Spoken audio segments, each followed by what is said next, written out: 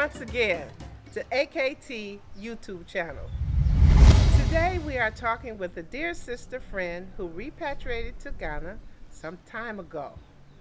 She is also a founding member of the Ancient Kemet Temple. Greetings, sis. Thank you. Can you tell our viewers your name, please? Surely. I'm Joanne Adjoa Merritt Schofield Childs, and my AKT sisters know me as Sachet Het Heru.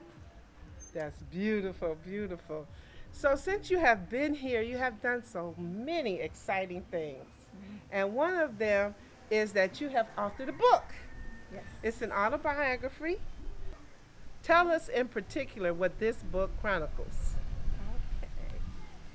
Sure. The first inspiration for this book was the reason that I left the United States. My life as a child was impacted by Emmett Till. I was just 5 years old when I heard those stories. Then the young girls who were killed by a homegrown terrorist in a church in Alabama. 4 girls killed. That was 1957. I was 7. And then the Little Rock 9 was in 1963. I was 13. And things like this impacted my life as a child. And when I was about 8 or 9 or 10 in school, I remember when I stopped, put my hand over my heart to say the Pledge of Allegiance. I remember not feeling comfortable in where I lived. For me, it was almost like taking a knee like they do now. Yes. I was feeling African lives matter as a child. I was feeling it. Yes. And all those people who, it's not just starting today with Trevor, the young boy, and George Floyd. It's not so. It's back before I was born. Martin, yeah, Trayvon Martin and George Floyd. It didn't start there. Emmett Till was not the only one that was lynched on those trees, but those things impacted my life and made me feel as though where I lived, I didn't belong. So that was the first inspiration for the book and the reason why I had to leave the United States. Second inspiration for this book is my late husband, John Calvin Kofi Charles Panyin. After he passed in February 2009, I know what it feels like now when people say they are channeled, because I had to write this book. It was no reason that I could not write. I had to write. After he left, it was like he was saying, tell our story. All right.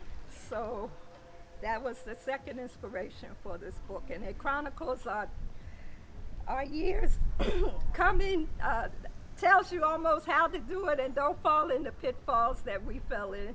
And it tells you a lot of good stories and a lot of challenges in here. So pick it up.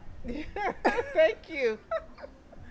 That book is very inspirational, very helpful, and a must read if you're thinking about moving to Africa or Ghana in particular. So how many years has it been since you came to Ghana? Wow. We came in July 7th, 1999. We arrived and we wanted to come for Panifest, and that was one of the things that moved us to come at that time. We came with a group, and that's the beginning of the story. So very early. It's 20 years going on 21. Okay. So very early on in your life in Ghana, you met a Ghanaian family, and they adopted you and your husband into their family. Yeah. Can you tell us how that has impacted your assimilation into the culture? Okay. Well, when we left the States, we only had one name of one person here in Ghana. We didn't know anyone. And we had talked to Anastasia Hooper on the phone. And she met us at the airport and took all of our items back to Cape Coast and left us in Accra while we were looking for a place to stay. But after 2 weeks of looking around in Accra and realizing Accra wasn't a place, Ann finally called us and said, why don't you come to Cape Coast? You might like it. So the next day we were on the STC to Cape Coast, and we got there just in time for Ann's mother's funeral. Her mom had just passed, and we were too late for a ceremony they were supposed to have for us to bring us into their family and give us our Ghana names. But ever since we came to Cape Coast, we've been in the Benyi, Stildazi, Hooper, Cole, and Pia family. And they baptized us into the culture. They took us in. They showed us love. They showed us the ropes. They introduced us to other African Americans here. They told us how to eat, what hand not to use, all the different do's and don'ts, of the culture.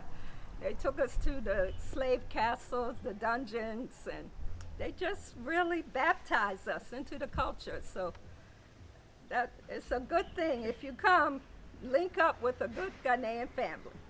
So you were able to get 2 parcels of land. Can you tell us how that came about? Briefly. Briefly. Okay, we were sent to dinner in a coastal town, and we wanted to find out how to purchase land there, and we found out. And through some challenges, we had to wind up buying another plot of land, and it worked out that way. So, but there are some challenges with getting the land, but persevere and you will get it. So all that is detailed in the book, right? Yes. Yes. Okay, so the second plot of land, tell us about that. I think that's where we're standing now, isn't it? That's where we're standing now. When the first purchase had challenges, Kofi came here and found this land. And I didn't come for about 2 months because I was tired of being disappointed. But when I saw that it was going to work out, I finally came. And also, we had been investors with the Ghana Investment Promotion Center, and we had a boutique and a barbershop. And they let us be in business for 2 years before they called us in and said we couldn't be in that business, that we had to pick another business.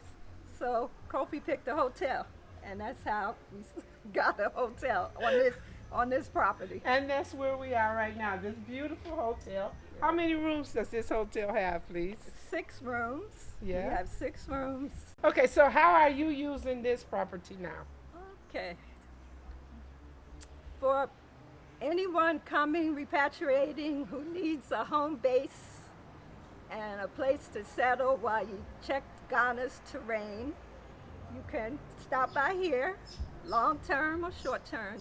Excellent. So from the hotel to now like a repat haven. Yes. That's excellent. So what's the name of the repat haven? We are at Esteem, Kofi, and Adjoa, Fie. And what does Fie mean? Fie is Fanti for house. House. All right. So it's a repat house. Very good. And what else do you use this establishment for since you closed the hotel?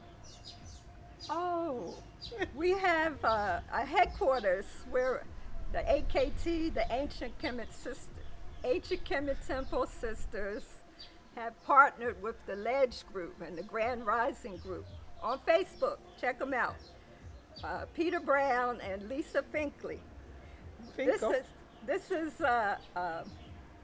headquarters for the Ledge, and the Ledge is, as I know, which there may be more out that I don't know, but have the solution of us becoming independent in financially, all our ways. Yes. Food, clothing, shelter, healthcare, education, every way, to not support white supremacy anymore. Get free. Get free. Yes, okay. So when this hotel existed as a hotel, you had a couple of fires here. Yes, we did. Yeah, so tell us a little bit about how the place was saved, because the fire did not destroy this place. Fortunately, there was an angel. Tell us about that, please. Elizabeth Sam Tree saved this place at the peril of her own physical body, putting out a fire on the stove. Someone had walked away and left the pan on the stove with grease in it, and the flames went up to the ceiling. And she just happened to walk in the kitchen because the person had walked out of the kitchen, leaving the pan. And in the process of putting that fire out, not wanting it to spread, Elizabeth got burned up, but put the fire out, and she had to go to hospital and get healing for almost over a year. But Almost she's a okay year. now. She's okay now. And she's still with you. Yes. What a yes, beautiful daughter. Yes. Were you able to make any deeper relationships with some of your employees? Oh, yes, yes. Moses Kofi, we helped him, inspired him to build his own house for his family. He thought he could never do it, and we showed him that he could. Okay. And a nice 3-bedroom house right in the town. And Kukwa, her name is Kukwa Rule now, because she married. But when she was with us, she had her first baby, Papa Kofi Rule, named after my Your husband? Yeah, so he's 14 years old now. All right. And it's just good having family. He's your grandchild. He's my grandson. All right. Yes, And you have yes. another grandson through Kukwa, yes? He has 2 brothers now. 2 brothers now. Two So brothers. 3 grandsons. Yes. 3 Oh, grandsons. wow. And even Moses named one of his sons John Calvin. Okay. Yes. And there's yes. another employee you got very close to. Elizabeth came to me. Well, her mother brought her to me right out of JSS, What is JHS? junior Senior? high- Secondary. Secondary. Okay, junior, senior, secondary, what we call junior high school, I guess, in our over there. But yeah, her mom brought her to me and said, "Please do something with my daughter." And when people would come to us, we wouldn't turn them away if they were looking for work. We try to find something for them to do. So she's been with me ever since then, which is at least 18 years. Wonderful. At least 18 Wonderful. So Elizabeth put out the first fire and got burned. She had 2nd and 3rd degree burns. Yes. And she's okay now. But then you had a second fire a couple of years later. Yeah. Can you tell us about that? Well, we were victim of a bushfire, and bushfire is when someone sets a fire and doesn't tend to it, and it gets out of hand, and it spreads to adjoining properties. And so here our thatch roof got caught on fire from the wind blowing flames or sparks, yeah. And wow, there was water was scarce at the time, and half of the town, it seemed, came out to help put this fire out. Yes. They even brought bushes to beat it out. It was about 50 people It that was a came sight here. to see. Yes, they were so brave. It was a sight to see. They were so brave. You can't get that type of assistance in America. You cannot. Mm. That's one of the things that's so special with Ghana here. Mm-hmm. Yeah. That's true. So They worked so hard while the roof was on fire, pulling down thatch. They got up there while it was on fire, were pulling it down, and by the time the firemen got here, they had put the fire out. Yes. as a result of that second fire being a bushfire, you started a campaign. Can you tell us a little bit about your Yes. campaign? Yes, and my son helped me with that too. My son in America. We called it Stop the Bushfires Elmina. Hashtag. Hashtag. Stop the Bushfires Elmina. And we partnered with the Coma Academy and asked the children to draw us some pictures depicting why bushfires are harmful. Mm-hmm. And they've done a good job. And we're going to continue the campaign. We're putting some posters up around Elmina. And I'm so happy to do some education as a result of this tragedy. We've heard a lot that this sister has accomplished in 20 years of retirement. But we didn't hear how you spend your day as, what do you do to relax? What's a typical day like for Auntie Adjoa? Oh, wow. Get up in the morning, greet the sun, greet the ocean, say what an awesome day it's going to be. And do some exercises, take a walk, read, write. I have certain different organizations that I've joined. You know, I like working with the younger generation. We've helped some young people to learn energy solutions, different alternate energy solutions, solar, wind, water, different things. We worked with about 60 people to teach that with the Ledge Group. Yes. Also, Elmina Solutions Group, 2 young people, Henry and Kojo. We joined up with them to work on recycling tires and making beautiful furniture out of it. So I'm proud of that.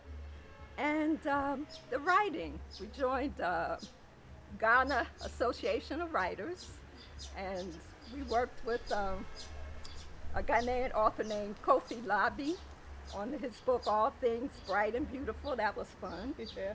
Okay, I've also joined the Ghana Book Club. And this month, they're featuring one of our sisters, Imakusa's book. Oh, wow. Imakusa's Return Home Ain't That's Easy, one but it Africa. sure is a blessing. Yes, yes. And next month, maybe my book will come up. I've started a campaign to start a robotics club at my grandson's school. He goes to Elmina Catholic Boys.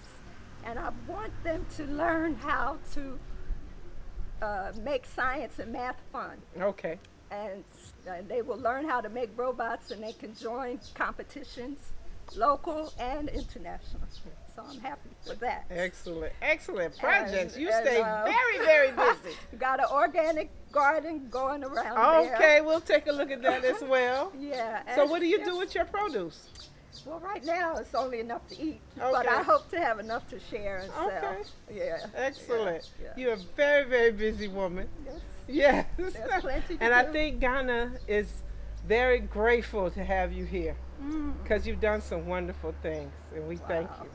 So you've heard it all, but you can hear more if you pick up her book, Take Me Home to Africa. It will tell you a lot of great tips and some downfalls, but mostly joy. So we thank you, Yes. sister. Thank you. And sister. any final last words to encourage people who may want to repatriate to Africa or Ghana in particular? Do your research. We did our research before we came. We didn't know anybody and we never visited, but we narrowed it down to the country we wanted to come to. All right. So do your research. Have enough money for your housing and your food and miscellaneous, because there'll be plenty. Yes, And- yes. And join up with a good Ghanaian family once you get here. Find some beautiful family to join up with so they can show you the ropes. All right. So if you want to contact Auntie Adjoa, how do they get in touch with you? Okay, my phone number is 233-055-462-3196. And my email is Adjoa, ADJOA childs, CHILDS @gmail.com. It should be running across the bottom so you can take time, write it down, and contact this sister. She has a wealth of information to share with you. Thank you once again. Don't forget to click like and subscribe. See you next time.